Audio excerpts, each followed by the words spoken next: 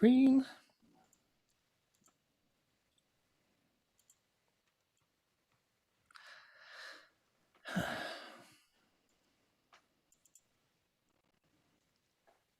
I'm just waiting for it to go live. There we are.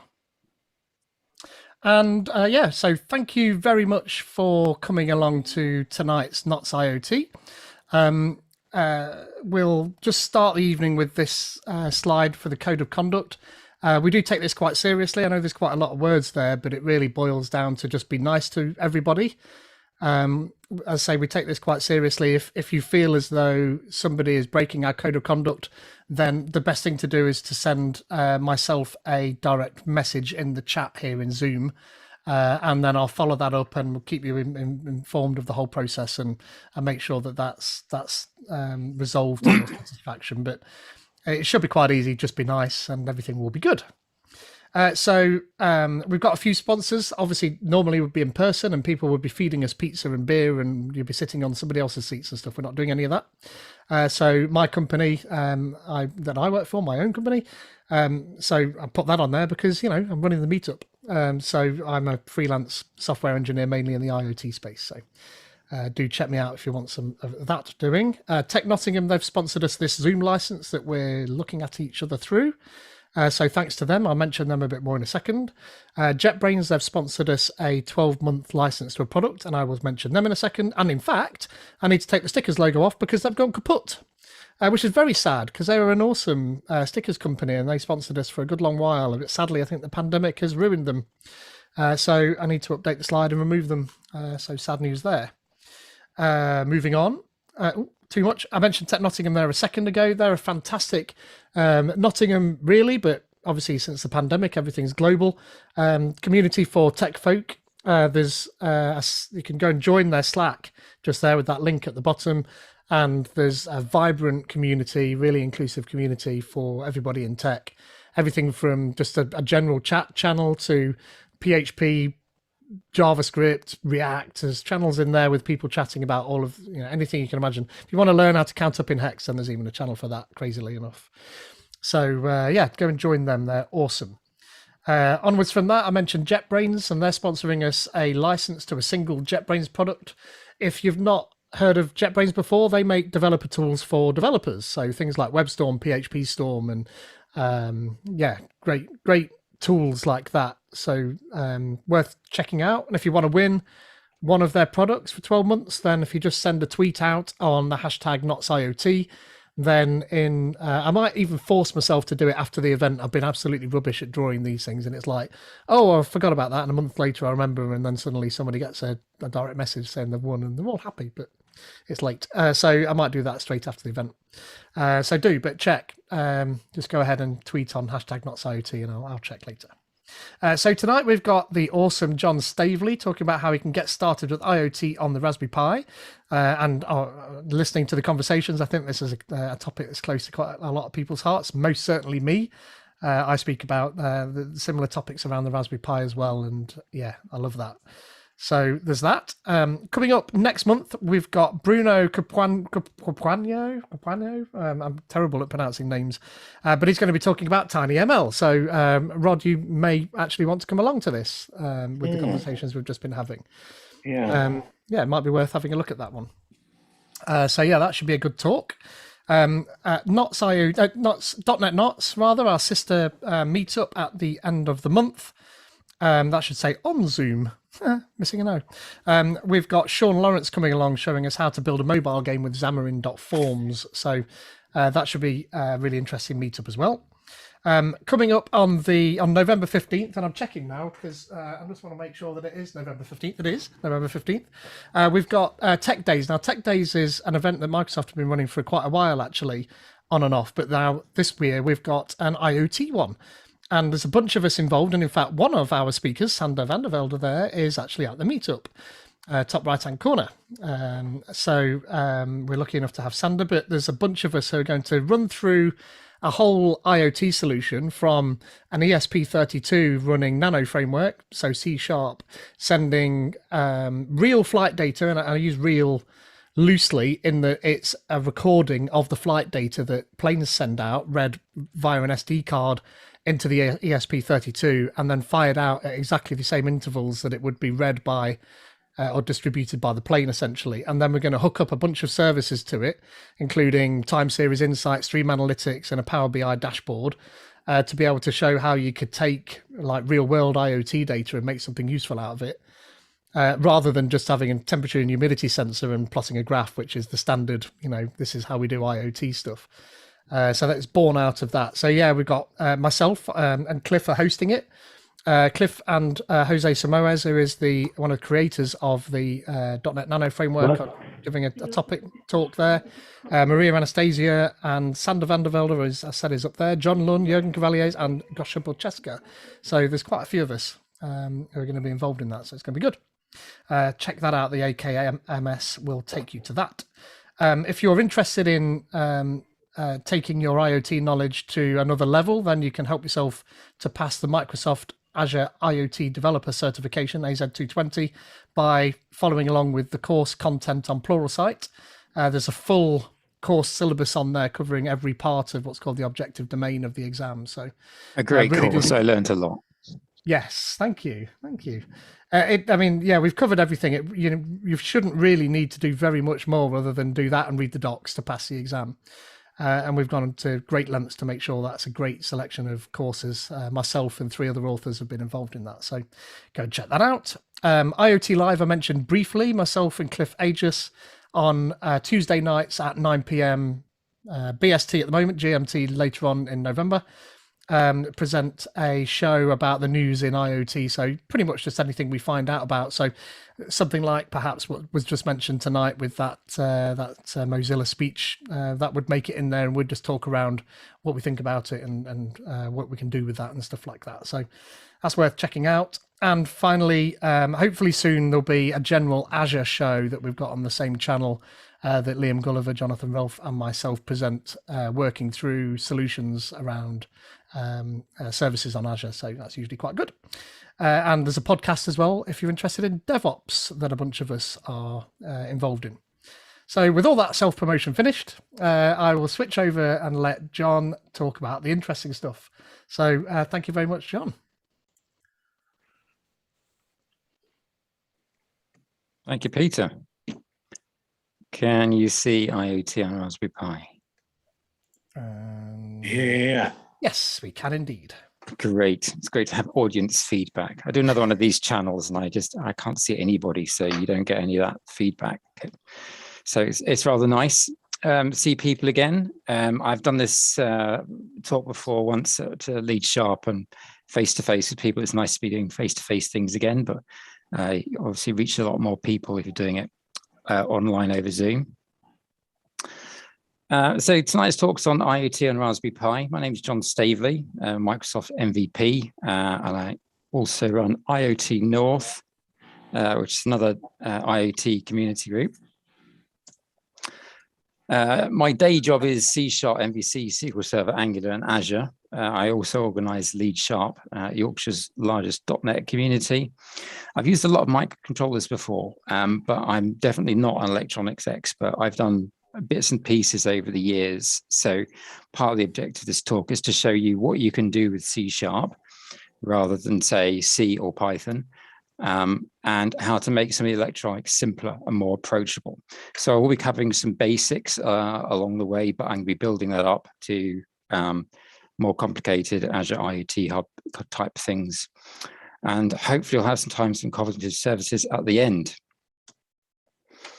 So yeah, coming up, setting up .NET 5 on a Raspberry Pi, controlling all the things, understanding all different interfaces, general purpose I/O, pulse width modulation, and integrated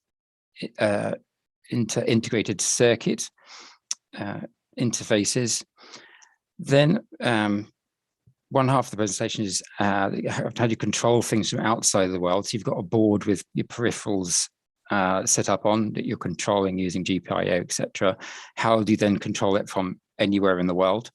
And then also how you get updates back from that device again to anywhere in the world on a mobile phone, wherever you are.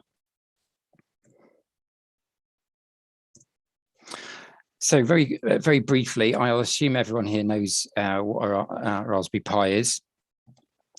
So you got USB 2, USB 3, Ethernet ports, audio.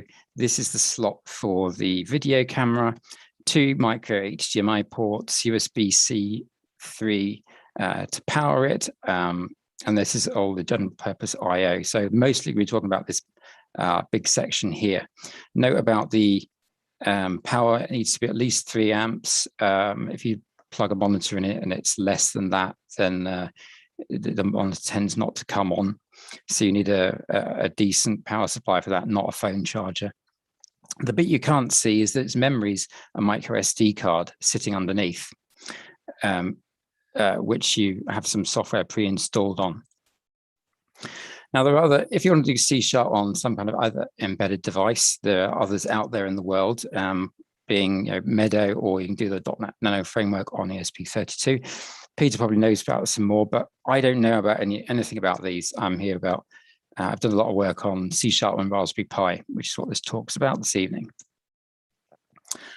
So to get started, as I say, you need that power supply, which is decent ampage. It's what's called the Noobs software. So if you get a micro SD card from Pwm, it'll have the Noob software pre-installed on it, and that is basically a Raspbian operating system and a bunch of other software pre-installed on that. So you just plug it in and it's ready to go.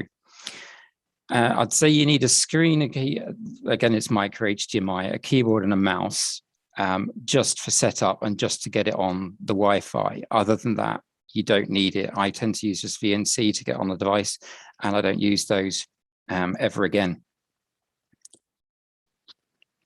On my home network, when I'm developing on this, I tend to give the Raspberry Pi a fixed IP address. This just makes accessing it a lot simpler. So there's this great guy called Pete who's done all the work for you. He's prepared this fantastic bash script. Was that grey or great? I'm not sure what you said there, but both great, true. Great. So there is no apt-get install .NET 5. There is a whole load of steps you need to go through. So Pete in his blog has talked you through those steps. You might want to install VS Code on the Raspberry Pi. I tend not to. My setup is I've got Visual Studio and then FileZilla, and then I publish the files to a directory and then SFTP them across onto the device. I'm not particularly a fan of VS Code. I know, you're not meant to say that, but it's just prefer Visual Studio. I'm just going to ring Claire and get you taken off the MVP program. No, sorry. And then you need to be concerned about your security settings.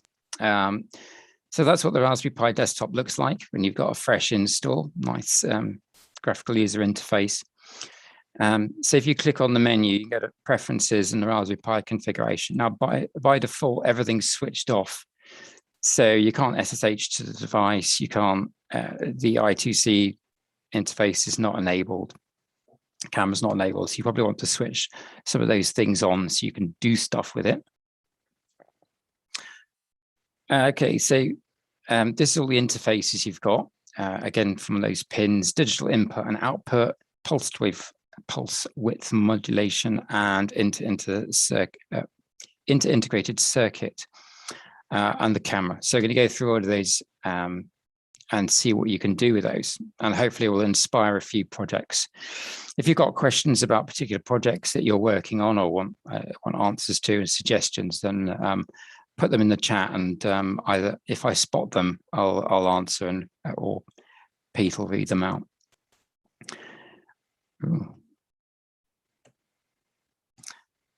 So basically you're working, everything's open source as you'd expect, and you can find it on GitHub there. What you'll be doing a lot of is using those two namespaces.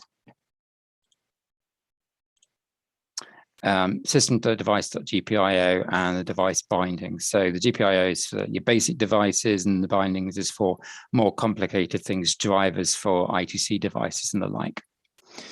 So this is what it's all about. So this is what they all do. So step by step, you've got 2 pins that can deliver 5 volts power. Again, you couldn't drive a fan with those. It's very low ampage. 2 pins are 3.5 volts.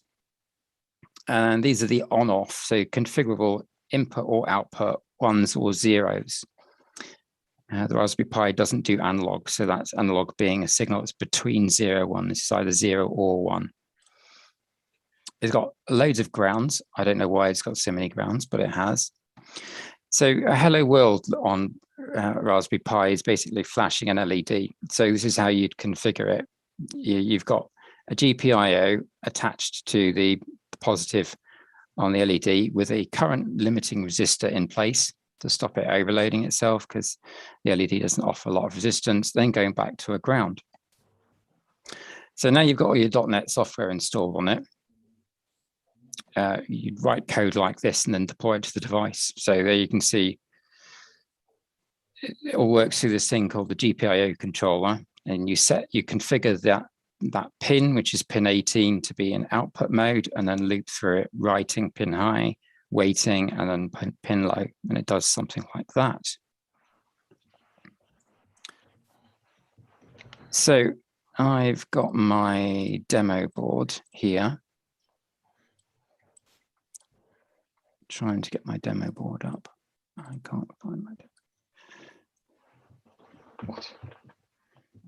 Okay, so at the bottom of the screen, you can see an LED showing. And I'm just going to send a signal to it. Now, if you're watching me in this live, you'd see me tapping away on my mobile phone to do it. There you go. So now the LED's on and it's cycling through 3 different colors. So this is a multicolored LED, red, green, blue, white, when they're all on. And you're all thinking, what is he doing? What is he doing with his mobile phone that he's making that work? And that will all be answered later on.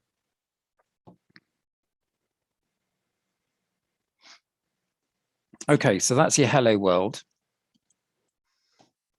Now, there's all sorts of different things you can now control, that you can send signals out into the outside world. So LEDs we've seen. You can also play tunes on a buzzer. There's a way of doing that with PWM, which we'll come on to later. If you want to send signals invisible to other controllers, you can use an infrared LED. There's a very low-powered laser that can project a spot on a wall or a screen or something. And if you want to turn a fan on that's 240 volts and 10 amps, you can do that using this relay block. And have you seen the multicolored LED? And lots more. So think about all the things you might want to control with your projects. Now, this is how to avoid being an electronics expert. So there's this great resource you can go to where you can get diagrams like this, and you can go, well, I want to control a motor. And it goes, well, this is the peripherals you need. You need this chip here, and it gives you the part number, and it shows you the pins and how to wire it up to the GPIO. And there are lots of different things there that you can go to. Let's have a look.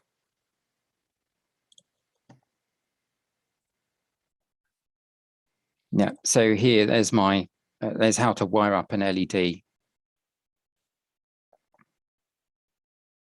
And all sorts of lovely information and pinouts. I hope to get some nice pictures. Anyway, you get the idea. So look for recipes on how to do the electronics and save yourself a lot of heartache. And it talks about a lot of things: pull up, pull down resistors that set levels either fully on or fully off. Anti-short resistors when the component doesn't, to ensure the component doesn't take too much current because it doesn't offer enough resistance to the circuit. Anti-back EMF diodes if you're running relays and the like thing. And you go, well, you know, there are ways you can avoid knowing all about this kind of stuff. So if we take the relay hat here, you've got an anti-back EMF diode, you've got a resistor, a transistor, and even an LED on the board already to show you when it's on, when it's off. So someone's done all the electronics for you there. All you need to do is connect a signal to the Raspberry Pi, and there you go, you're controlling it. So you don't need to bother with the recipes, you just need that bit of kit there. Now, fortunately, someone's created this kit already, so you can control like a joystick. This is to detect moisture in a plant pot, for instance. This is a distance sensor. There's a buzzer, and all the peripheral electronic components are already there. So all you need to present to the device is a standard input or output. It's a really good kit, and you can get it bang good for 15 quid. Then if you want to make it really simpler, then there's this online book that shows example code that you can put with it and how to wire it up to make it even simpler for you. So we're going to talk very briefly about Azure IoT Hub. So we've now got our flashing LED. So we want to be able to talk to our flashing LED. And so it's free for about less than 8,000 messages per day. You can control hundreds of different devices. You can set up a device on the IoT Hub. I won't do a demonstration of setting up an IoT Hub on the Azure portal because it's just so basic. You basically give it the name of the IoT Hub and the name of the device. And then from that, you get a connection string. And then it sets up loads of gubbins for you in the background. So it's event hubs, so you can send and receive messages to and from the device. It has a concept of device twins. So this is like a JSON package that you can send down to the device that says, here device, I want you to be set up like this. And then they can respond to them. These changes in the device twin states in an event-driven way. You can set up IoT Edge. So an example of that would be cognitive services. But maybe, as Pete said, this isn't possible yet. I haven't actually tried that. Yeah, so the setup is really very simple. And then you set up what's called a direct method. So this is how a method I expose to the outside world via my secure connection string, so I can send messages down. Okay, so when you set up an IoT Hub, you get this really fancy Azure IoT Explorer. So you can see my IoT Hub, it's Raspberry Pi JS set up there, and I've got a device in there called Raspberry Pi 4. And I can get my connection strings out. So then I've set my direct method. So I've got some code on the device here that sets up, that looks for a direct method called control action. And this responds to this JSON packet that I'm going to send down. So I've got some code that deserializes the JSON packet and then does some stuff. Now, so I'm going to, so then I'm going to invoke this method, and hopefully you will see, there you go, the light goes on. Set relay, and then light goes. Oh no, that was the wrong thing. I should have turned it off.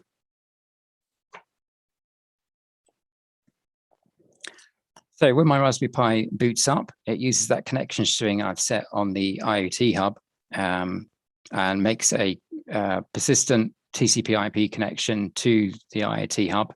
So as soon as I send messages down to it using the IoT Explorer, it then triggers those events. Now you saw how quick it was when I clicked the button, things started happening on the board.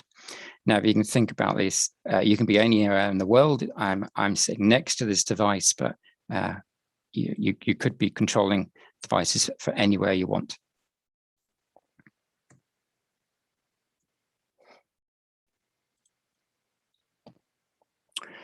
And yeah, the code for that is really very simple. So you set up what's called a device client, and then you set up a direct method. So my method is called control action. This one's called my method. And then you set up a function that responds to that. So as soon as it hears about a message coming in, it then runs this code. So we receive the data and deserialize it as my control action JSON blob, which it can then perform whatever actions it wants to on.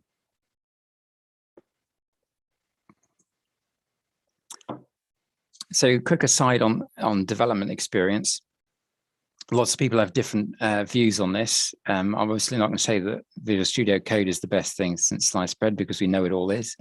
but I tend to use Visual Studio. So I've got it sitting open next to the Raspberry Pi rather than on the Raspberry Pi. And then I publish to a directory. Now, there's some key settings you need here. If you don't have these settings, then when you run it on the device doesn't understand it. And I think the basic one, the main one is Linux ARM target runtime. And then it will fire into action when you run the command. Fixed IP address just makes it easier to deploy, and SFTP the files across using FileZilla. So when you're on the device, you have to use these Linux commands, and this gives the person that's running it permission to run it. So you do chown, the username, and then the file that you're trying to run, and then chmod. And basically, this voodoo allows the user to control it. And then you run it. You do / my DLL is called control, so / control. Okay, so now we've done some outputs in our hello world, and we've shown how to control that from the internet. We can have a quick look at digital inputs. So digital inputs are either 1 or 0 again, and all these different devices you can get inputs from. So push button, as you'd expect. This is a read switch. So if you've got an alarm system at home and you've got contacts on the windows, one of the contacts will be a magnet, one will be a read switch. And the magnet's next to the read switch, it closes the circuit. And when it's away, it opens the circuit and then triggers your alarm. This is a magnetic sensor. Where there's a magnet or a magnetic field nearby. And these 3 different sensors detect different kinds of movement, tilts, ups or downs, or shaking. This has an LED transmitting on one side and a receiver on another side. So if it's blocked, then that will open and close the circuit. And this is the infrared receiver. So in the previous slides, we saw an infrared transmitter. So this would switch this on or off. And this is a motion sensor. So this works on heat. So it doesn't work well through glass and the like, but again, provides indication that someone's moving. So if you've got a PIR sensor as part of your alarm system at home, this is kind of like the same thing.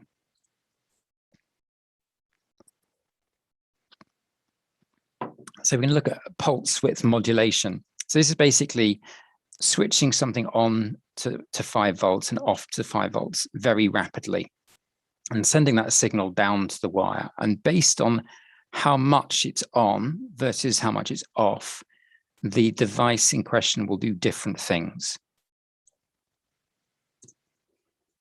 So here you can see 2 examples. So as the pulse gets wider, the servo swings on and off.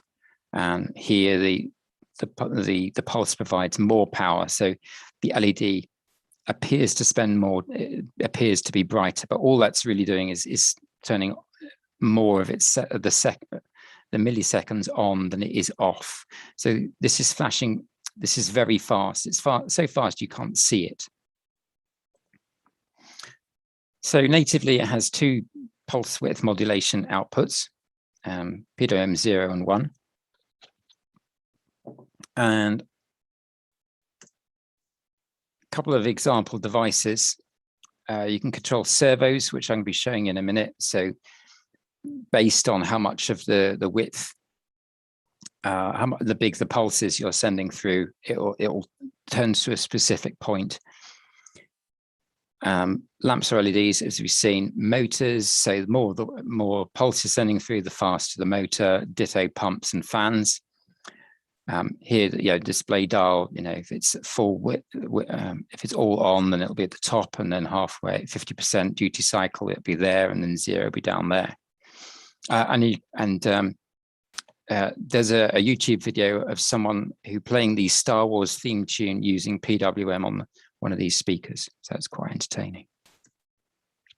So that's the setup you've got there. So you're providing it some power, a negative as usual, and then a signal. You're using one of the PWM signal ports.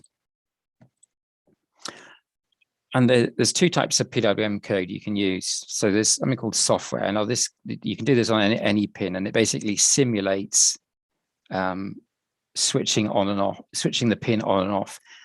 I don't like this because it tends to be a bit jumpy and shaky, because if the operating system gets sidetracked doing something else and it's not serving your duty cycles properly, so you can see a bit of jitter. So I prefer hardware PWM. So basically it's saying set it up on pin with a frequency of 400 and a duty cycle of 50%, and then you start it off. And then it does something like that. So going back to my devices here.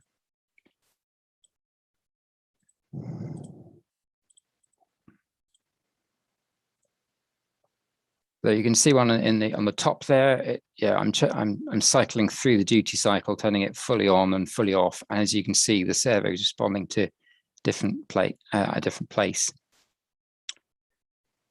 Now, but below the circular ones, you've got what are called continuous PWM. So here it's not controlling its position; it's controlling the speed. So this is good for robot wheels and the like. So it gets slower and then goes backwards. And you can get some really interesting effects. And then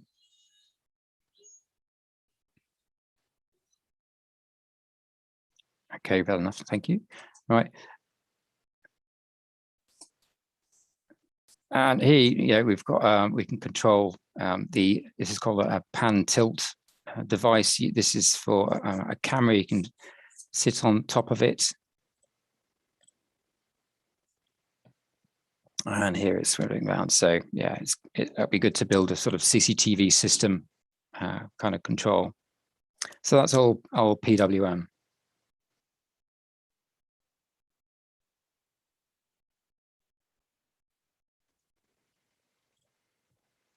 Oh yeah, there you go. Fancier display. So this is one the I2c. This is where everything it's when you get a hammer, everything looks like a nail. Once you discover I2c, everything you think, well, how can I solve it using I2c? Because there's so many things you can do with it. I2c stands for Inter-Integrated Circuit. It's a two-wire communication. So providing positive and negative, you provide a data and clock cycle pins. And you've got two sets of these, 3, 5, 27, and 28. You need to enable this in the security settings we saw earlier. And there's some useful I2c tools you can install on Linux using that command. And this is a very useful command because once you connect a device, it will tell you what it's where it's connected and what port it's connected on. Because like say you buy a device, it has a fixed port number unless you use some jumpers to change the port number. So if you have port conflicts, for instance, you'll know about it using this command. So there are loads of things you can do with I2c. I'm going to demonstrate a relay controller. We've seen a PWM controller that was just in action there. So that PWM controller control up to 16 different devices. So you can expand the number of input and output ports you've got. You can control an LCD screen. So you can see this is set up on my board here. You can get analog inputs. Raspberry Pi doesn't do analog natively, so it can tell 0 or 1, but it can't tell between 0 or 1 or read a temperature, for instance. But using I2c, that all becomes available. You can tell where you are using a GPS device like here or an RFID tag here. And you can it can talk to a rotary encoder, which is a very fancy name for a volume switch, and use temperature, pressure, humidity sensors, accelerometers, extra data storage, all these kind of things. So a lot of flexibility in this interface. So a little aside on prototyping. So you've seen my board, it's quite complex. Once you start going on things, you need a lot of these jumper cables. How do I? Yes, jumper cables. So you've got male, pointy ones to female, with the fit, and female to female. You need a bunch of those.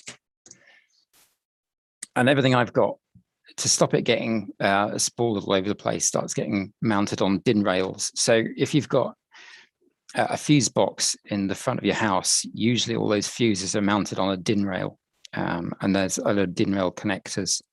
And the connectors just provide connectivity and are really useful to not have untidy cables all over the place. And there's a side on there, you can see it's just a connection. You need some breadboard. So there's the vertical ones here. Vertical ones here are all connected. So if you put a male jumper cable in there and a male in there, they're connected, and these are all connected horizontally. So you've got a common positive and a common negative block. And then I've got what I call Poshman's Lego or totem maker, and that's what I use to mount all the pieces on, because it just tidies up, and otherwise it becomes a complete mess.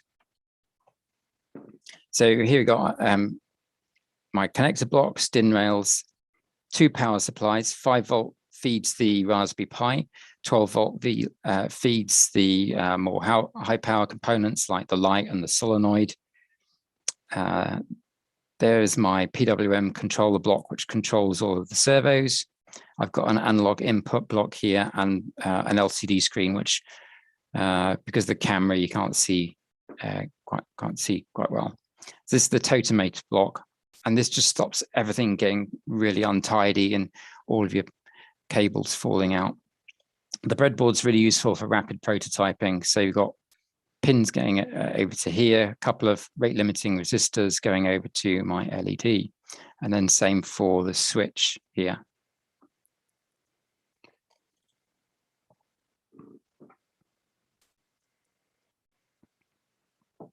So first example of I2c, you've got the green and the yellow, they're your data connections. So a clock lead and a data lead, and you're providing power into this device. This is a PCA 9685. They all talk in codes and electronics, where you can control up to 16 PWM devices. Here it's showing how you'd wire up a servo, as I've got on my board. Now, because these could be quite high power, running all these devices, you've got a separate power input here, the plus and the ground, so that provides a higher current. And if you don't, because this is an I2c interface, has a fixed address. Now, if you want to change that address because it conflicts with another I2c device, you can use these jumper blocks here to change that address. And here you can then daisy chain on other I2c devices and control lots more things.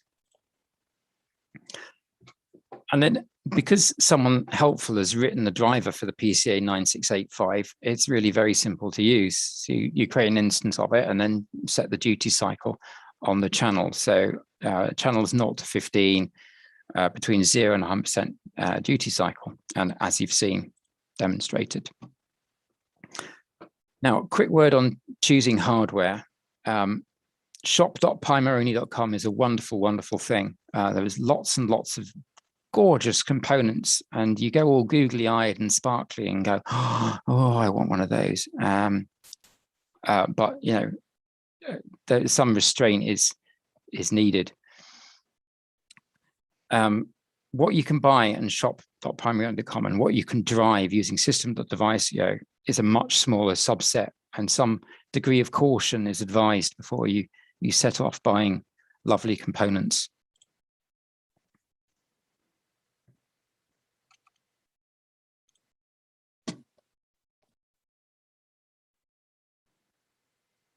So you go, oh yeah, I'd love that Pico display, but then you go into this display and there's only a Python driver or there's only a C driver.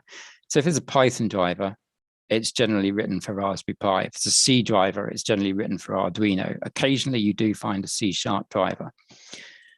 But there's this resource here. So this is part of the open source .NET project. So you see all of these device numbers. Now, this is not very useful on its own. So what I suggest you do is go down to the categories here. So someone was looking for a temperature sensor. So these are the temperature sensors that someone has written a driver for. So you go on the Pwm website and you do a search for Max 31865 and see if they've got one, if they sell it. Because if you have, then you can use it as C#. And there's all sorts of other devices, so infrared sensors, gyroscopes, compasses, motor drivers, magnetometers, distance sensors, lots and lots of different things you can control. But, just hold off by buying lots from the shop. Now, you can translate the driver yourself. I've done it. So I went all googly-eyed and I bought a this relay hat here sitting on top there, and the driver was in Python. So Python's pretty easy to translate. So there, on the web, there's a Python to C# translator. So I basically pushed it through that. So the only difference is you got this I2c device object here, and then you push, this is what's pushing the bytes down the wire to tell the device what to do. And there's a load of these bitwise operations, but it all worked pretty well. I mean, the code you get out of the translator is not standard C# as you deploy to a customer, but it works. It works pretty simply.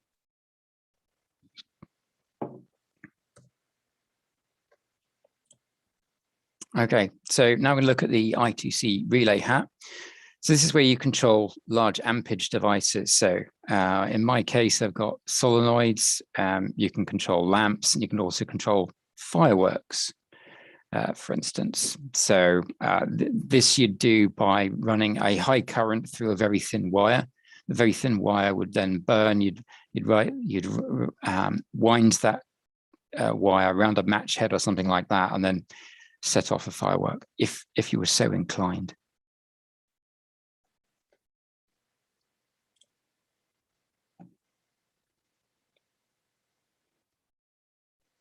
Okay.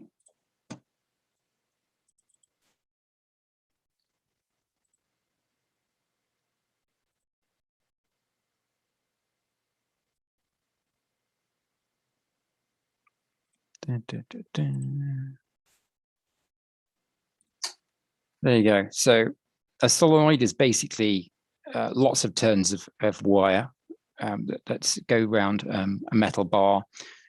When you run a current through it, becomes electromagnetic. The bar flings across, and then when you remove the current, it swings back again. And then you can control pretty much anything you want. Pumps, fans, and the like.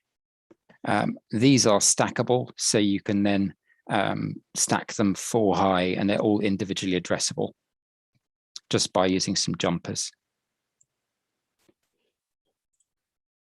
Okay, and there you go, seeing it work. And then when you've written the driver for it, it's pretty simple to use. You set the relay number and the value either 1 or off. Now I'm going to introduce Blazor. So now I've got my device, I want to control it from anywhere in the world, obviously. So Blazor I've chosen because it's a SPA application framework. It all runs on the server side, and it pushes updates down to the client. So once, as a client, I'm attached to it, if the application receives an event, Signal then pushes the delta of the HTML that would change down to my my client, that being a web browser or a mobile phone. So this is what a Blazor app looks like. And I've defined a couple of input and method on it.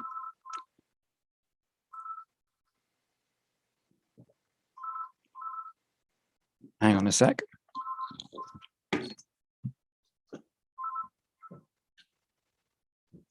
That's Pwm chasing an invoice up.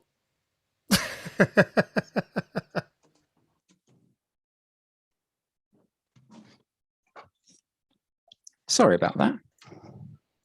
It's all right, we were just laughing. It was Pwm chasing an invoice up. Nice, had an accident that wasn't his fault. Oh yeah, probably. Yeah.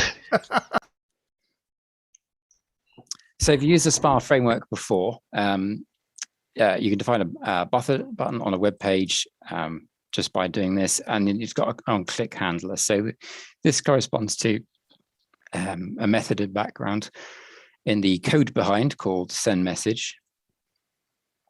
And you basically, you click on the button, it sends a signal up to the web server via signal R, and then you execute whatever code's in there.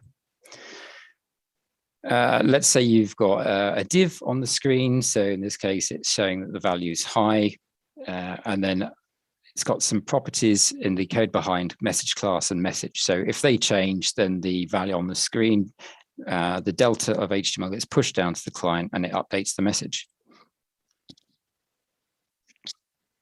So for example, if you've got a message says an exception occurred, and then you change it to be shown in red, for instance.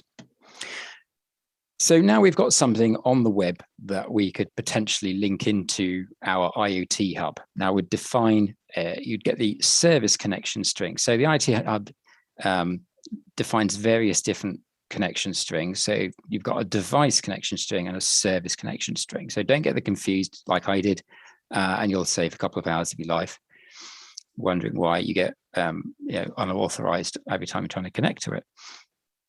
So you get the configure connection string from the IoT Hub here, and you define that cloud to device method as we did before. You then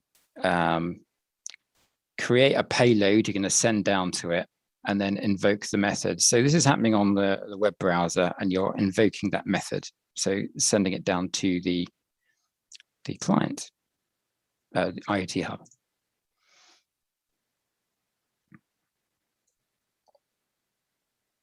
Okay.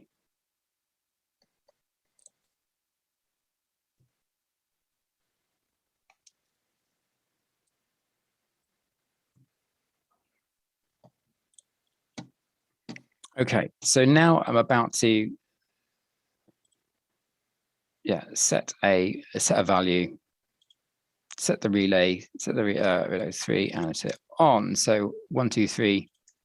Now, if you don't know if you saw that, that was pretty fast. So this is in UK West data center. The Azure IoT Hub is in UK West data center, but this device is in North London at the moment. So it was instantaneously, there's a direct pipe between my laser SPA, the data center, and my device to make that everything happen really quickly.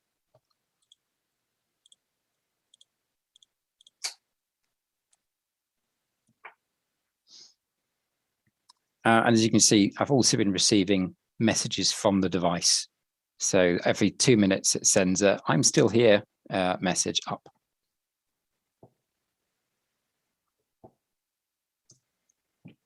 So you can be anywhere in the world, nicely controlling your device and receiving updates for it, which I think is pretty cool. So the final interface, very briefly, you've got 3 types of camera you could control using a Raspberry Pi. You've got a standard camera, high definition camera, and an infrared camera. So it's one that works at night and really good quality. And that's how you connect it. You've just got a cable strip, and you need to get it the right way up, otherwise it doesn't work. So back to digital input.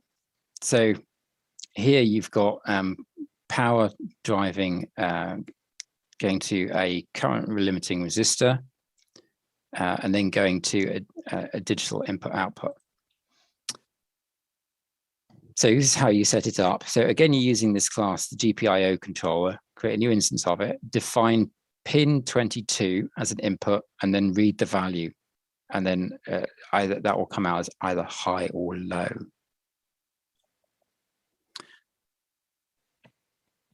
Now we can respond to events. So when you press that button, for instance, you can then send a message back up to the IoT Hub, and then you've got something listening to those events at the at the SPA, which they can receive the event. So on the device itself, the Raspberry Pi going to an event hub. So as I said at the beginning, when you create an Azure IoT Hub, it sets up an event hub behind the scenes. So you've got an enterprise level messaging system already there waiting there for you. So we create what's a device event and send a message to it. Here the message is by device event class. It basically says stuff happened. It's not very that interesting. And then you call device client dot send event async. So that generates a new message at the event hub. So event hubs, scalable to millions of events per second. It's basically Kafka behind the scenes. So Kafka's there ready to receive millions of events from you. Excuse me, I'm just going to get myself a drink. And it supports a number of different protocols. But as you've seen, the coding to get events to it is pretty simple. So you've now got a message and event. The device has sent something, something's happened. We want to get it into Blazor so we can inform the user that something's happened. This is where routing comes in. So any kind of event can be routed to a number of different places. So by default, it doesn't route anywhere, but you can set it up to route to blob storage or service bus. If you go into the IoT Hub message routing, you need to click something called enable fallback route, and then it'll get routed. So the message can be picked up, and then you can receive the message. So in my single page application, this is the kind of code that it's set up. It's a lot simpler than it looks. But we set up a blob container. So in Kafka, you basically need to set up a read position so that it knows where it's read to. So it doesn't ever delete any messages. So it uses blob storage to say, well, I've read to message 50, and the next time it logs on, I've read to message 75. Then you create an event processor client. Using the blob, it says it's got this connection string, use the blob storage to keep my read marker on, and the event hub name is called such and such. And then you can respond to events. So you can define a handler that when an event comes in, it runs this method process event handler, and then you start processing. So in process event handler here, I then receive the message. And then I've defined this method called on event received. So my SPA code then subscribes to this and then updates the message on the screen. And this is just, this sets where I've read to the read point. If needs more explanation at any point, please come with questions. So you get, so I've set up my code when the device is started. This tells me it's running, and I also got an event that's set every 2 minutes. It says the device is still alive. Okay, so here bottom left you can see my button, and here this is where the message update is going to be received. So I'm just gonna.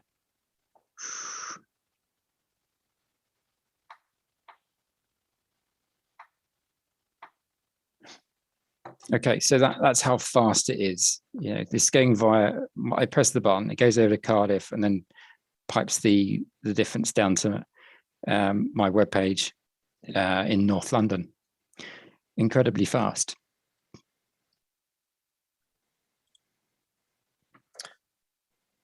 So in summary, you have the power using C# to control lots of types of hardware, input, output devices, GPS, relays, high power devices, low power devices, cameras. I2c gives you a lot of flexibility in what you control. There's lots of interesting devices you can control with PWM, like servos for robot legs. You can build an alarm system. Not everything you can buy can be controlled yet. But you know, there are C# device drivers out there that give you a lot of power to do a lot of different things. So we also saw several examples where we sent messages down to a device, which so we can able to control all of our hardware from anywhere in the world or my mobile phone, and also receive live events from it. And we saw how fast that was. So there's a couple of get started resources. I'd recommend the the starter kit from PyHeart. There are lots of how to get started on Raspberry Pi books. I would recommend this one. It's the official guide. It's really very clear, very well written. All the examples are in Python though. So, and I'd advise make the electronics easy for yourself and get this 40Y one in sensor pack, which is really good value.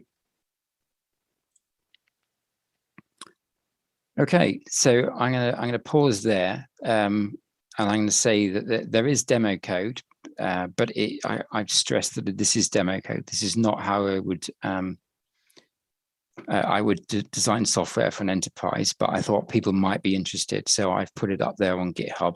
I forgive the code quality and the lack of unit tests. I'm going to put these slides up on SlideShare later, and feel free to connect on LinkedIn. Thank you very much, Sean. Awesome. Feel free to come off mute and fire whatever questions you like at John. Obviously, you know, related to his talk.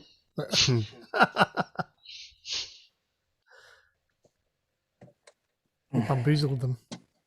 Okay, well, that's fine. That's you know, Pete, that's actually the usual response to one of my presentations. I've seen that a lot of your presentations are all very good. Some are highly technical. I was going to ask, the Azure stuff that you were mentioning, is it expensive? Because the first time I played with Azure, I got burned. I got quite a hefty bill. Ooh, well, I've always been very careful now.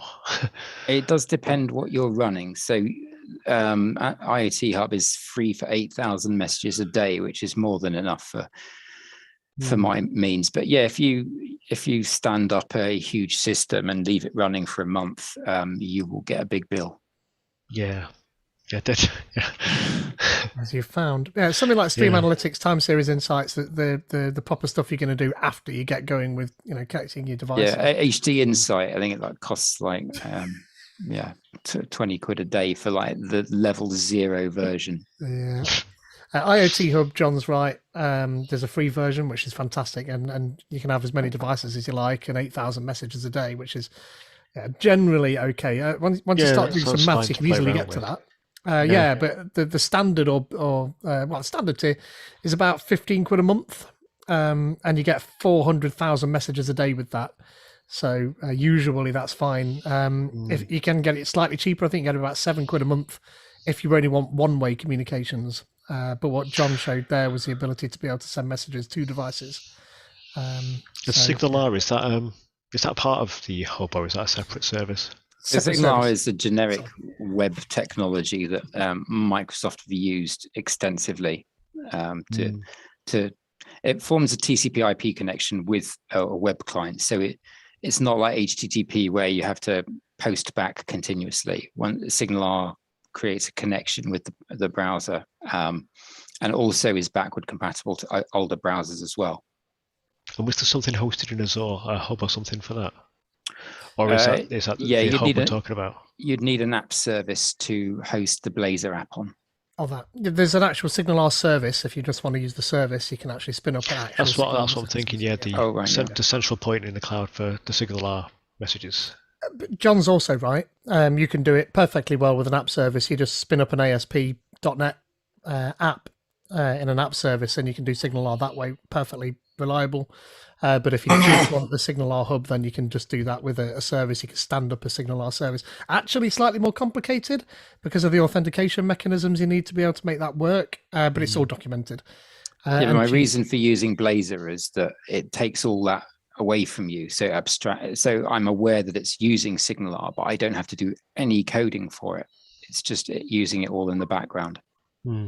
If you want to have a scaled Blazor app running over multiple servers, then you can change out the standard SignalR capabilities with the SignalR services. I don't know. I would assume so. Yeah, if you're running at volume, you'd need to take a different approach. Yes, because you need this back pane where the servers are working together and exchanging the messages from one server to another one. And that's why the Signal R services are there. It's taking away that back pane issue for you. Okay. Speaking of Blazor, which version are you using there? I think there was 2 last time I looked at Blazor and I wasn't sure which one to pitch in and learn. I wrote that a month ago. Does that help? Blazor server. Yeah, I think that's server. what you're asking, isn't it? Yeah. So yeah, but you're right. There's 2 primary Blazor flavors in Blazor Server and Blazor WASM. That's it. WASM, yeah. That's it. But there are also Blazor Desktop, Blazor Mobile, Blazor such as there's about 5 different versions that are in the works at the moment. This is why I stopped studying at weekends. Yeah. JavaScript went in 30 directions while I was reading the book. Oh, I know. Yeah, exactly. Angular's already gone up a version since we've just had that conversation. So, yeah. So that was Blazor Server. It's on my list to learn, you see, but I was waiting for it to settle a bit. Perfect. I say, Rod, you've got your hand up. Yeah, I've got a couple of questions. Fantastic talk, John. Thanks ever so much. Thank you very much. Brilliant. I'm more of a hardware man than a software man, but I've done quite a few projects with Arduino and with Raspberry Pi. So I'm using C for Arduino and Python for Raspberry Pi. I'm intrigued to know why there's all this excitement about using C#. It's just obviously a naive question. There's a good reason. It's not naive. No, I think everyone can chip in here if you are C# dev. I like C# because you get design time checking, you get strong typing, and it avoids some deployment pain that you might get with, for instance, JavaScript deployed to a client. It's a very versatile, well-supported language with a good community behind it who are answering questions that about problems that you don't know you've yet to have. So, there's a huge resource of people to go to out there. Keeping a single language knowledge base in a company is far easier to hire and recruit and maintain than it is if you're a full stack IoT development agency, and you're quite right, mostly embedded C. Getting embedded C programmers is quite hard. Expensive people. Getting C# programmers, not too hard these days. Hard because cheap. Exactly. Definitely not cheap. There are other good reasons in that C# is one of the most adopted languages by students as well now. So that and Python together, they do still teach C at universities, but C is hard. It takes a certain type of brain to actually get far. C# wraps a lot of the complexity for me. Yeah. I'd have to worry about in lower level languages. Yeah, I mean, we don't. Yeah, memory management. We don't bother with that. That's a lot of pain that C programmers have. Yeah. You're talking to an assembler programmer here. That's where I got my background from. So even me moving to embedded C, it was like, no, that's just too much magic. I don't like that. But yeah, C# is just easier, and Python obviously even easier still. And actually, Python is certainly one of the highest adopted languages. That and the AI revolution has been driven by Python programmers. So right. Okay, thanks for that. The other thing I was going to mention, quite different. It's more of a suggestion than a question. Been quite a bit of talk about relays, and I saw some little relay boards on your presentation. For switching DC, I would highly recommend using H bridges rather than relays. They're cheap. You can get a dual H bridge for £2 or £3, which you can, instead of driving 2 motors with it, you can drive 8 DC loads, solenoids or something. It's got all your flywheel suppression on. It's solid state. It works out cheaper than relays, and it's a heck of a lot more reliable. All right. Okay. Now, if you've got to drive AC devices on mains devices, a a relay as a solution. But again, I've had some bad experience with these little cheap and nasty relay boards. And if you destroy a relay, you can't really replace it. You've got to replace the whole board because they're very difficult to unsolder and replace the relays. I'm So going to have a again, look at H bridges.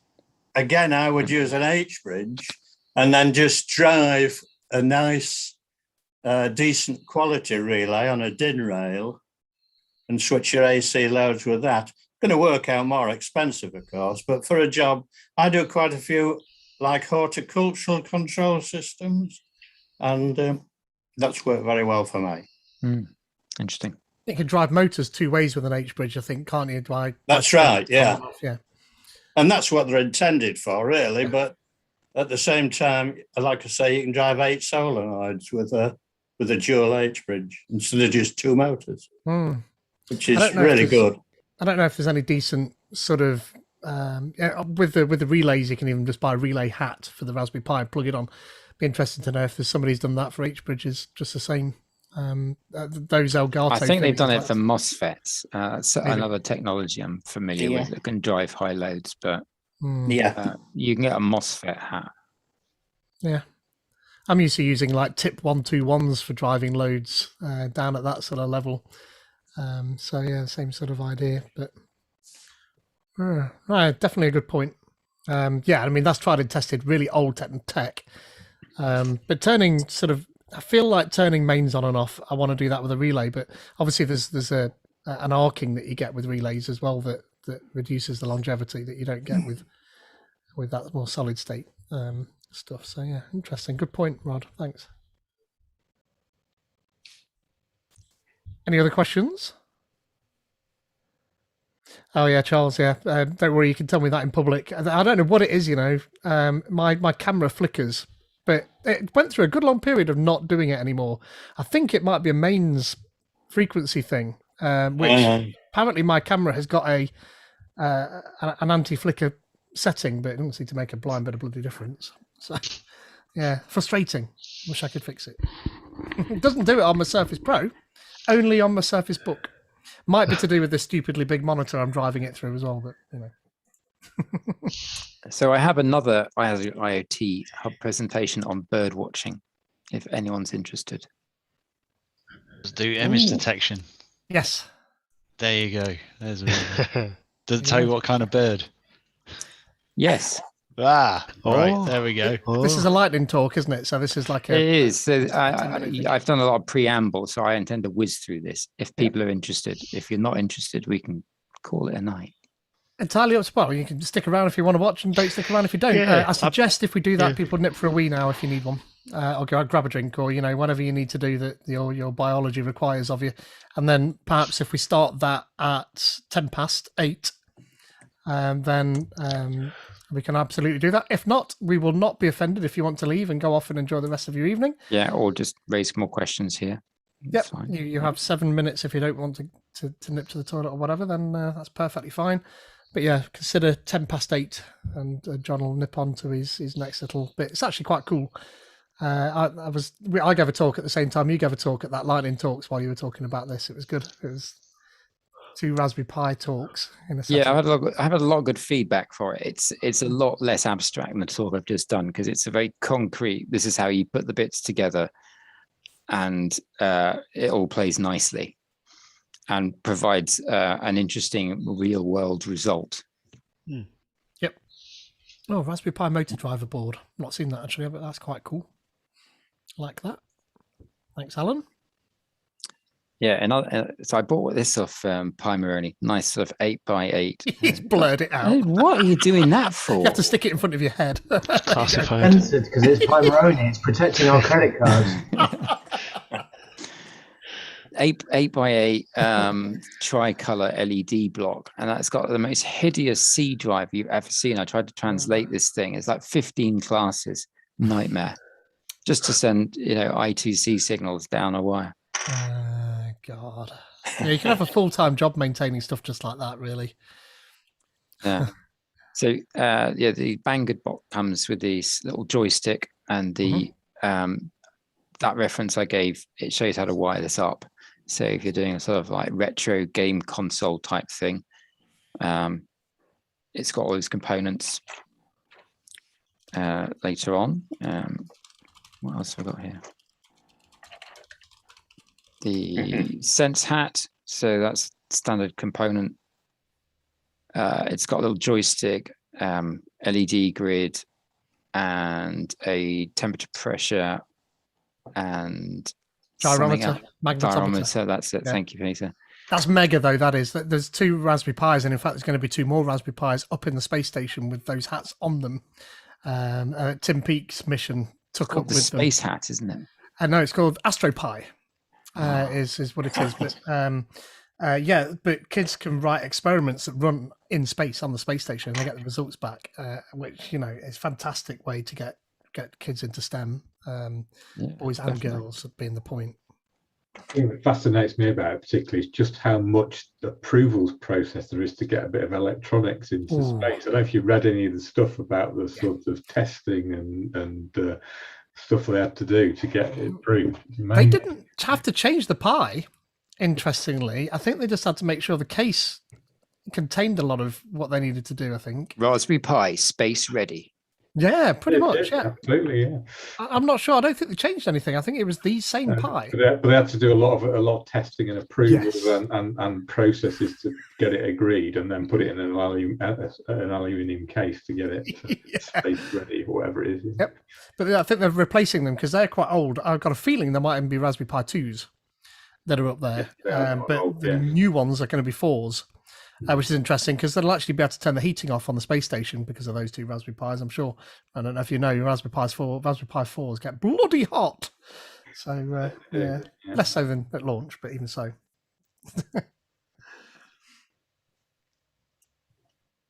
You're gonna get on the PlayStation you've got hanging around by your right shoulder there, John. Time Crisis or something. I've got a PlayStation 1 and a Atari 2600 and a BBC Micro, as you know. And, I see. Yep. ZX Spectrum Next and various retro gizmos. Yes. And lots of Pis sitting back there somewhere. Mm-hmm. When we get back to in person, we really should do some sort of a retro, not science thing. That would be good fun. I'd enjoy that, even if nobody else came. Yeah, I'll bring a few bits. That'd be fine. Yeah. My bits and bobs and that. Have a retro gaming night. Or Yeah, something like that. Really good. Night. Yeah. I did a series of blog posts about how you can do machine code programming with a SAM coupe. Not many people have even heard of a SAM coupe, but it was like a super spectrum. I almost got one. Fortunately, I got an Amiga 500 instead. Well, I've got a 1200 in the loft as well, an A1200. I was ripped out of the world of the Spectrum. I was very tempted by the SAM coupe with sort of dual floppy drives under the keyboard and stuff, and I was very close to getting that for the birthday, I think it was. But then I went past this shop in Gosport, and they had an Amiga with what was it? What's the arcade adventure cartoony graphics game? Monkey Island. No, the laser disc game from the arcades. Dragon Slayer. Yes, that was it. They had Dragon Slayer playing as a demo in the shop window, and it blew me away. So I went in, and then I saw some other games. I think Populous had just been released, and I was like, "This is the future of computing."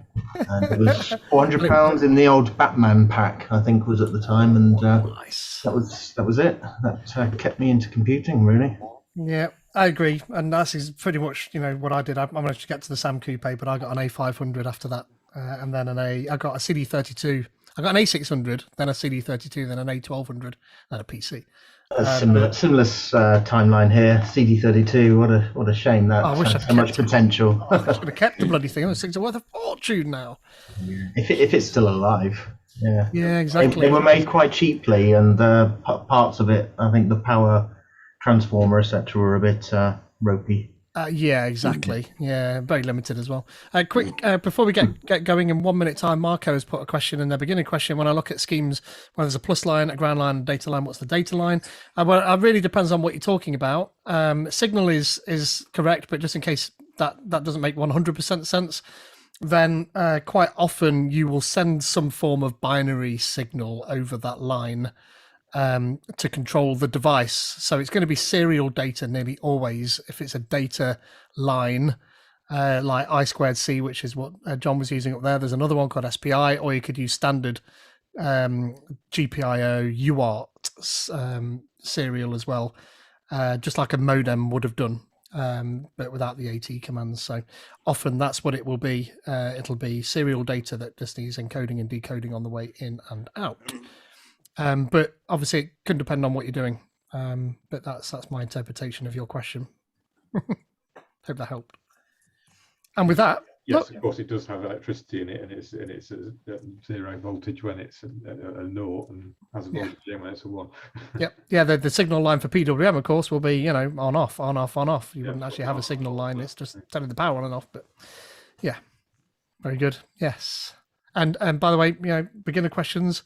You might think it's beginner, but there might be another beginner sat next to you that's a perfectly good question. Please ask. So, exactly. There are no stupid questions. Yeah, especially at this meetup group, we are more than open and love all sorts of questions from beginner questions all the way through to advanced. Everyone learns. Yes, you can watch this meetup again, Rod. In fact, if I can paste it directly in because I took a copy of it, I'll paste it in the chat. And with that, John, if you want to carry on. Then, So this builds on what I've been talking about and takes it sort of the next level. So I came up with this nice idea of how to do bird watching for you, because I'm a lazy bird watcher and I prefer the technology to do all the work for me. And it builds on what we've got with Azure IoT Hub, Raspberry Pi, and then also expands it using Azure Function and Cognitive Services.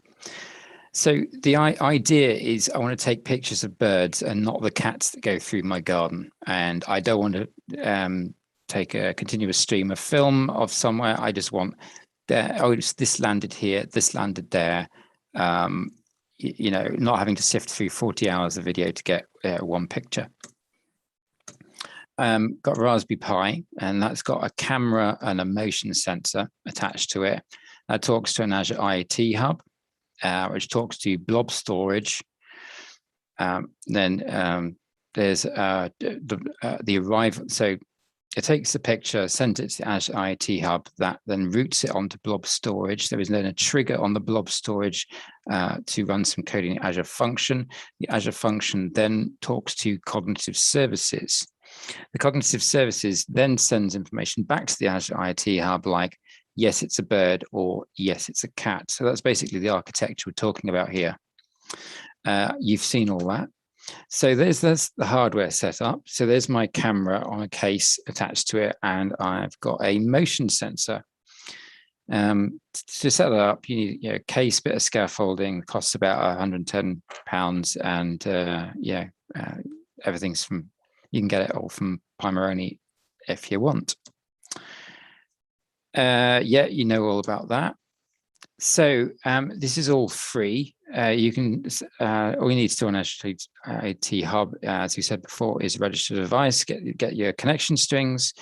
On blob storage, you need to set up 2 containers, pictures of birds and pictures of everything else. Function app, you then get the deployment code and deploy the code to the function. And then you set up Azure Cognitive Services, and you basically get what's called a secret, but it's still a connection string and the endpoint, which is where you send your blobs to. So the basic Azure Function app. So it's taken a picture. It doesn't, the image sense, the motion sensor said there's something there, takes a picture, uses Azure IoT Hub to then upload it to it's the Azure IoT Hub. That gets routed onto blob storage, and then that triggers your function app. So that triggers the function app, then calls Cognitive Services and says, "Hey, here's a picture. Can you tell me what's in it?" Cognitive Services then does image classification and then replies with key tags. More of that in a minute, and then moves the picture. And stores with analysis. So based on what it's found in the picture, yes, it was a bird, no, it was a cat. It then puts it in an appropriate directory and then sends some feedback to the Raspberry Pi. I can go through code.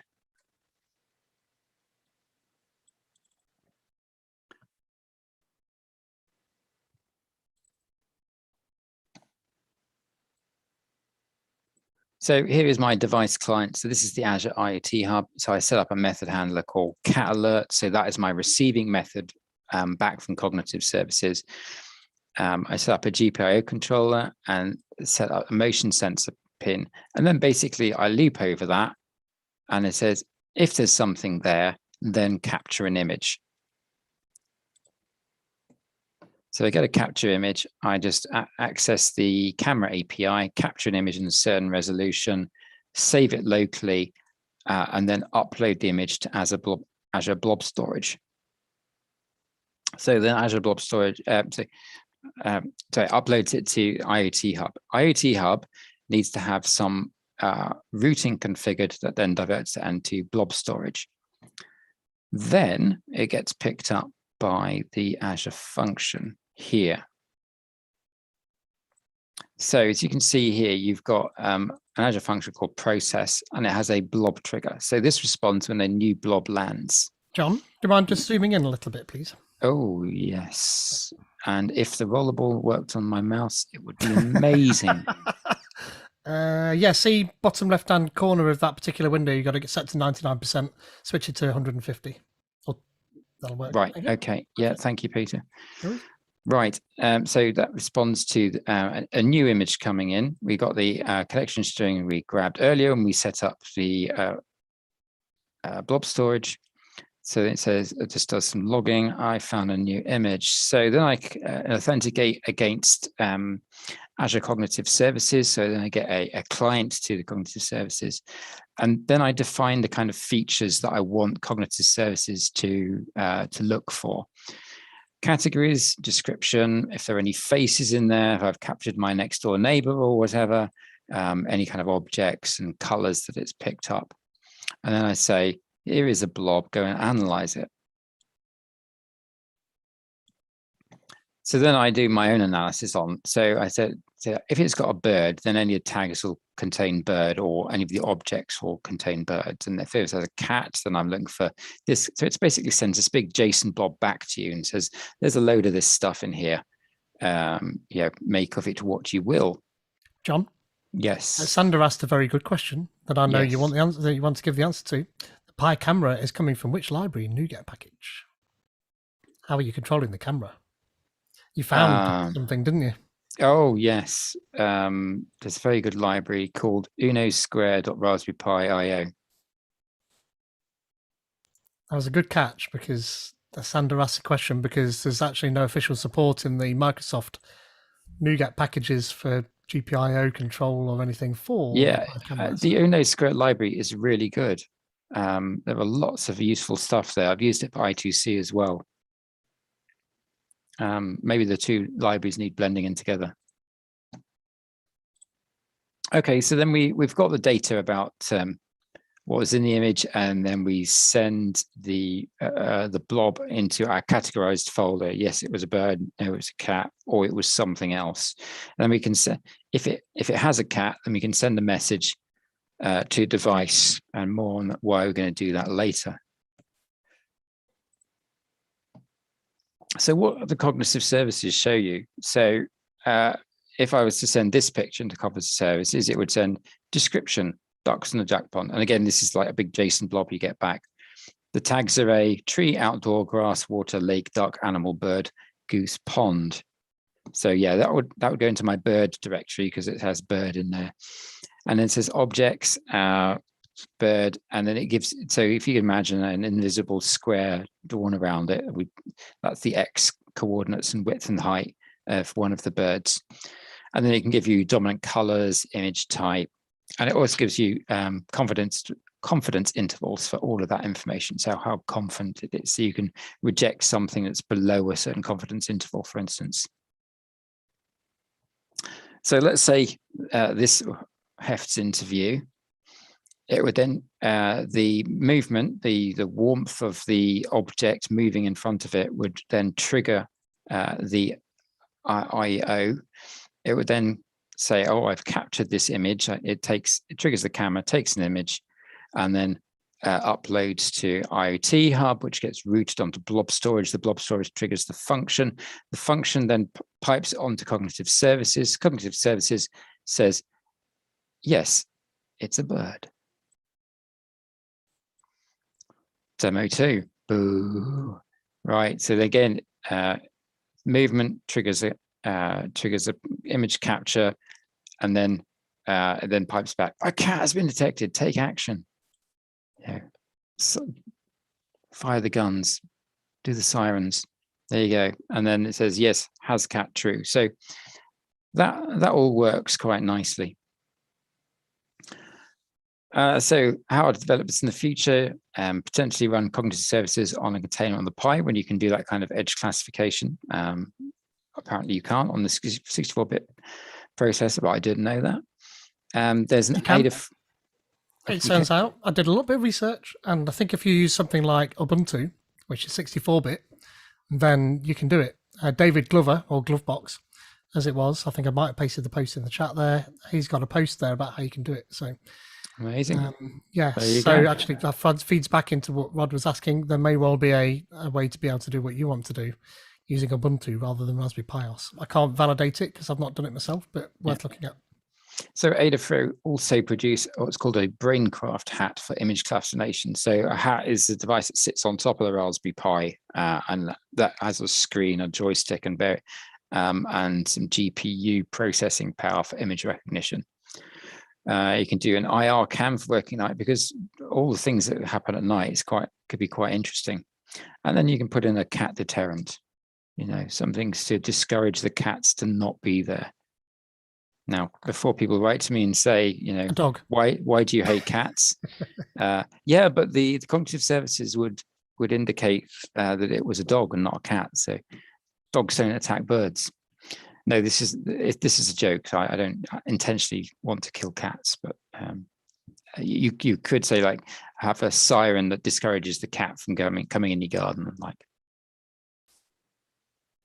There you go. Did all of that make sense? Because I whizzed through that really quickly.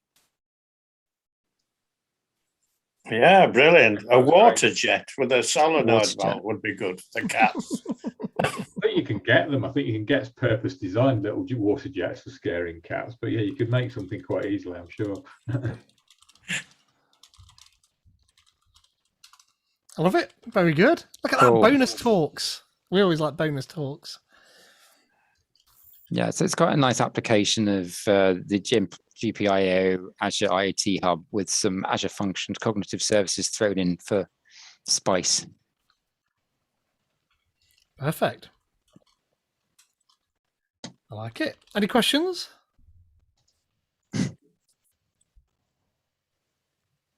Is it up and working at the moment, John? And have you found any interesting visitors to your garden in that case?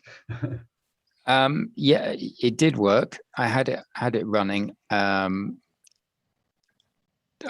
put a glass screen in front of it to keep any rain off. That was a bad idea because it stopped the PIR working. And also I got sunlight reflecting on the screen, so the image quality was very poor. When birds did land in the pond, I didn't get, like, it was a sparrow, it was a golden eagle. I got bird. So it has helped me with my aims of finding out what's coming in my garden and just providing pictures of that, so I don't have to sift through lots of video. So yeah, it's interesting from that perspective. In terms of waterproofing it, you can get, there's that Nature Bytes kit that was released. I think you can buy the Nature Bytes enclosure for it, which is just a outside sealed enclosure with space for a camera. I think it's got space for an IR sensor as well. But you can always do it with a plastic box, cutting holes in it and gunk it up with silicone. I think that works as well. I've seen people do that, especially put a lid on it that sheds the rain over the top of it, ice cream container or something, and then a bit of a bigger lid over the top to keep the worst of it off. That seems to work. A couple of funny comments from Sander. You're talking about the internet here. 99% of people are cat lovers, or cats, in fact. I agree with that. And is there a second presentation about how you can use automatic guns to keep cats out of your garden? No, I have a presentation on explosives, but not guns. Maybe Explosive IoT Edge would make an awesome talk. That'd get you an NDC, that sort of a talk, Controlling ordnance with Azure IoT Edge, How I nearly killed my neighbour with my Raspberry Pi or something like. You'd be in there. Yeah, you definitely get a lot of people coming to that. Yeah. Funnily enough, geez, I've been thinking hard about since that Ring doorbell verdict. Did you hear about that recently? Where it was really odd, actually. A guy had put a bunch of Ring doorbells around his house, and his neighbour sued him and won £100,000 that she's going to sue him for, because she claimed that the cameras were able to see her park her car and walk into her house. As far as I could see, you couldn't see through the windows or anything like that. And also, she said that these Ring doorbells can hear as well, and she reckoned that they could hear like way further than they could see.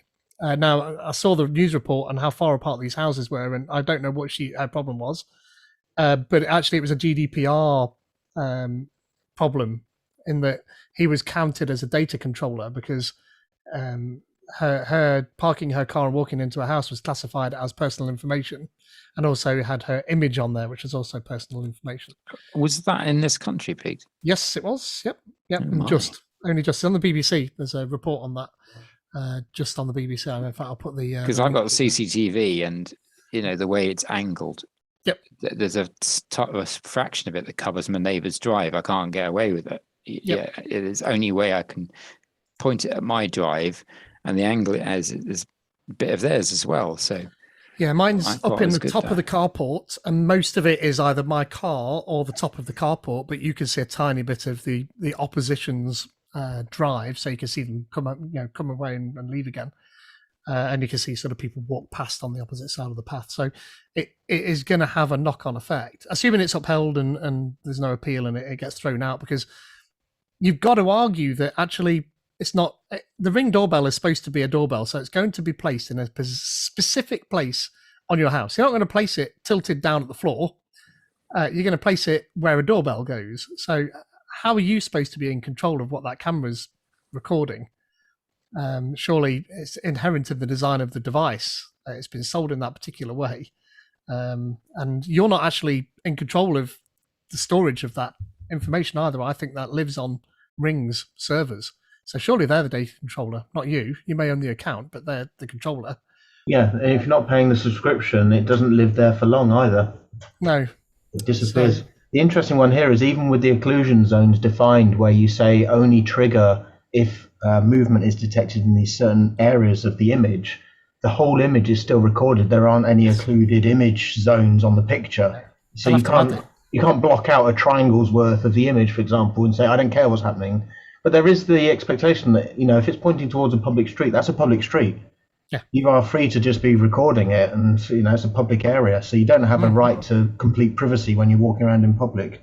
Oh, even so, I mean, that's the interesting part is this actually because in this particular case the cameras were pointing to her back garden, etc., which is odd, shall we say, anyway. But yeah.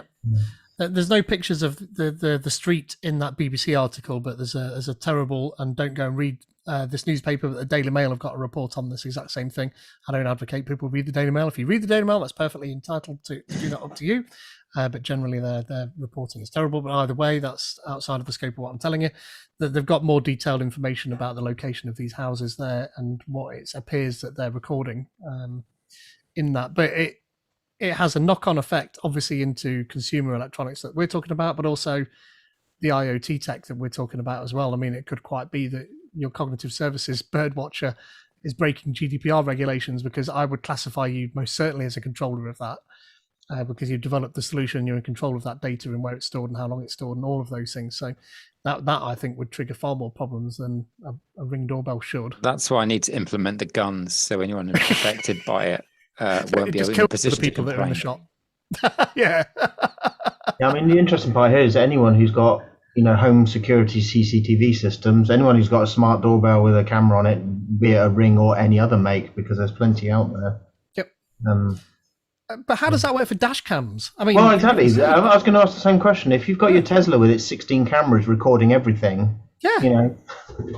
I mean, there was actual case of that recently with a woman who keyed a Tesla without realizing that if you set your Tesla in a certain mode, it will detect when people walk up to your car and start recording automatically. And it detected this woman who, the Tesla owner, had stolen her parking space, and she keyed the side of his Tesla, and it recorded the whole thing. Just good. But even so, she could then sue for GDPR violation, I'm sure. It's just silly. It's not what GDPR was meant for, was that? It's just bonkers that even was allowed. It seems as though the judge perhaps had no clue about how many of this actually works. And what she was mad, and she sued him because she complained in the first place, and he told her to basically do one. And she didn't like that, and so she sued him. I think that was what a lot of it came to. But he only put them up because apparently his car was stolen or something. So he was trying to protect his property. Yeah.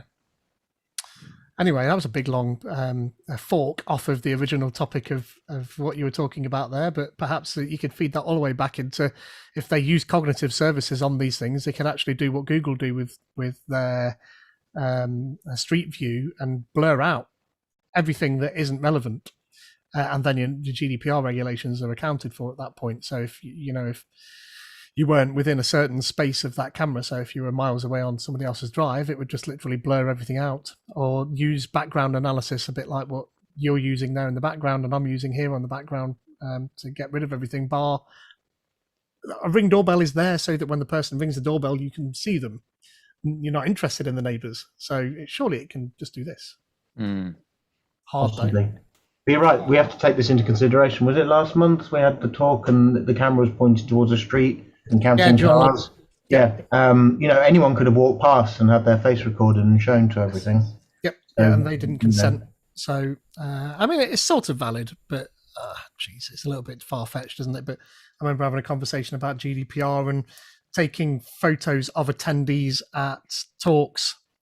And the argument was, all right, if you take a photo of somebody who's at a talk and actually their wife doesn't know that they're there, and then the wife sees it on the internet, and then their marriage is over because of that, then you've violated their personal privacy. But you're coming to a sodding public meetup. What do you expect is the argument, isn't it? But it's a difficult conversation. There you go. Well, that's almost an existential question that you need to ask at some points for that. Yeah. So I'm going to put the grateful that a bird or a cat can't sue you. Not yet they can't. You can, because the bloody monkey was suing people for who owned that sodding selfie that it took. Remember that? It was lawyers on behalf of the monkey, but it was the monkey. The monkey was the claimant in that particular court case. The lawyers self-represented themselves on behalf of the claimant, though. Yeah, exactly. But it was the monkey who was suing. With someone who was doing it for free for them. But yeah, you can. But that's an outlier. John, you were saying you're going to put the slides up. I'm going to put the slides and links to source code on the meetup event so people can access them if they are interested. And if you've got any questions or ideas you want to float past me, then LinkedIn or Twitter are usually good as well. I'm going to stop streaming at this point as well. So those on YouTube, thank you very much. We'll see you again.